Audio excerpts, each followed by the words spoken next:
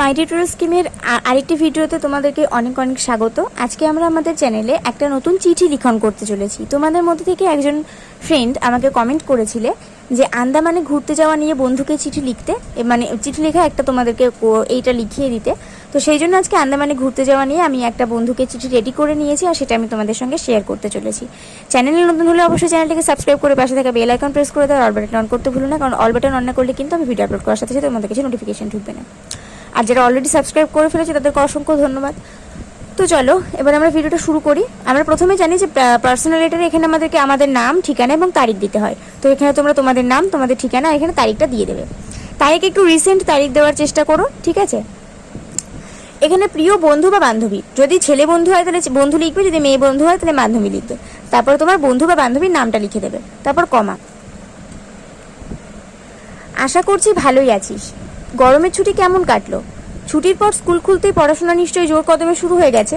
জানিস, এবার গরমের ছুটিটা না আমার কাছে খুব স্পেশাল ছিল, কারণ আমরা এবারে ছুটিতে আন্দামান গিয়েছিলাম। শুনেই কেমন একটা রোমাঞ্চ জাগছে বল। আজ এই আন্দামান বেড়াতে যাওয়ার অভিজ্ঞতা নিয়েই তোকে চিঠি লিখতে বসেছি। তো এই ছিল আমাদের চিঠির ভূমিকা।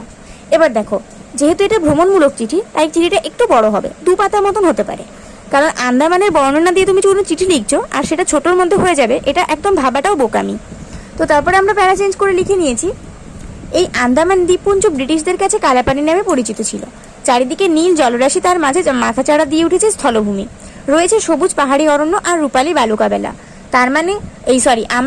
আমি, বাবা, মা, কাকা, কাকিমা আর দিদি কলকাতা থেকে প্লেনে করে ওখানে গিয়েছিলাম। মাত্র 2 ঘন্টা সময় লেগেছিল। যেহেতু আন্দামান দ্বীপে ভ্রমণের উপযুক্ত সময় নভেম্বর থেকে মার্চ মাস, তাই আমরা মার্চ মাসেই আমাদের পাড়ি জমালাম। আন্দামানে যাওয়ার আগে অবশ্য আন্দামান এয়ারপোর্ট থেকে আমাদেরকে অনুমতি নিতে হয়েছিল, আগে থেকে টিকিটও বুক করতে হয়েছিল। পৌঁছানোর পর গেস্ট হাউসে উঠে পড়া গেল। এখানকার গেস্ট হাউসগুলোর একটু বেশি মূল্য দিতে হয়। প্রথম দিন ক্লান্ত থাকায় সেদিন আর কোথাও যাওয়া হলো না। পরের দিন সকালে জলখাবার খেয়ে বেরিয়ে পড়া গেল। প্রথমেই দেখতে পেলাম এলিফ্যান্টা বিচ। আন্দামানে একসময় কোনো হাতি ছিল না। বিহারের সোনপুর থেকে জাহাজে করে একজোড়া পুরুষ ও মহিলা হাতি এনে এখানে রাখা হয়, তাই এই দ্বীপের নাম এলিফ্যান্টা। তারপর জঙ্গলে 1-2 কিমি ট্রেকিং করা হলো। এরপর কচল আইল্যান্ডে গিয়ে সেখানকার কাচের জলের মতো স্বচ্ছ জল পাওয়া গেল। সামুদ্রিক মাছ ও প্রবাল দ্বীপের কচলে সাঁতার কাটার জন্য এবং সমুদ্র স্নান করার জন্য এটি উৎকৃষ্ট। এইটা না আমি একটু ভুল লিখেছি, এটা কোলে হবে, ঠিক আছে। মানে এটা হবে যে এরপর কচল আইল্যান্ডে গিয়ে সেখানকার কাচের জলের মতো স্বচ্ছ জল পাওয়া গেল। সামুদ্রিক মাছ ও প্রবল দ্বীপের কোলে সাঁতার কাটার জন্য এবং সমুদ্র স্নান করার জন্য এটি উৎকৃষ্ট। তারপর আবার আমরা প্যারা চেঞ্জ করেছি। এরপর পোর্ট ব্লেয়ার থেকে 101 কিমি দূরে থাকা লিটল আন্দামানের হার্ট বেতে যাওয়া হলো। এখানকার সৈকতে ছড়িয়ে থাকা অজস্র সাদা প্রবাল মন কেড়ে নিচ্ছিল। এই দ্বীপেই আছে কোরাল ব্রিজ। তারপর একে একে লং আইল্যান্ডে ডলফিন দেখে, নর্থ বে আইল্যান্ডে স্কুবা ডাইভিং করে, নীল আইল্যান্ডে জীবন্ত প্রবাল দেখে ও হ্যাভলক আইল্যান্ডে ভ্রমণ করে তবে গেস্ট হাউসে ফিরলাম। হ্যাভলক আইল্যান্ডের সবথেকে জনপ্রিয় বিচ হলো রাধানগর বিচ। সাধারণত নিকোবর অঞ্চলে পর্যটকদের যাওয়ার বিধিনিষেধ আছে, তাই ওখানে আর যাওয়া হলো না। পরের দিন রস আইল্যান্ডে আর হ্যাভলক আইল্যান্ডে আর একবার করে ঘুরে প্লেনে চেপে আমরা ফিরে আসলাম। আমার তো এই আন্দামান ভ্রমণ দারুণ লাগলো। আবার কবে যেতে পারবো জানি না।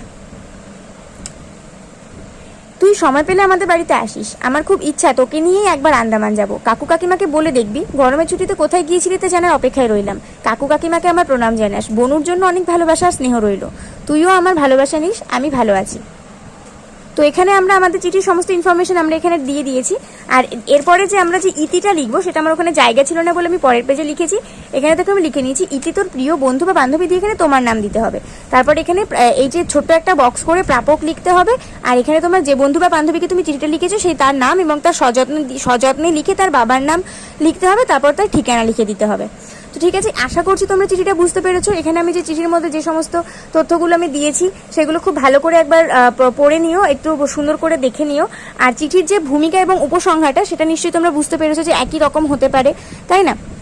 ওটা বানিয়েই লেখা যায়। তো চিঠিটা যদি ভালো লেগে থাকে অবশ্যই একটা করে লাইক করে দিও, বন্ধুদের সঙ্গে অনেক শেয়ার করে দিও। যে কমেন্ট করেছিল তার যদি কোথাও বুঝতে অসুবিধা হয়ে থাকে অবশ্যই আমাকে কমেন্ট করবে। অন্য কোনো বিষয় ইম্পর্টেন্ট মনে হলে অবশ্যই আমাকে কমেন্ট করবে। আজকের ভিডিও পর্যন্ত, পরের ভিডিওতে তোমাদের সঙ্গে দেখা হবে। ততক্ষণ পর্যন্ত সবাই ভালো থাকো, সুস্থ থাকো আর মন দিয়ে পড়াশোনা করতে থাকো।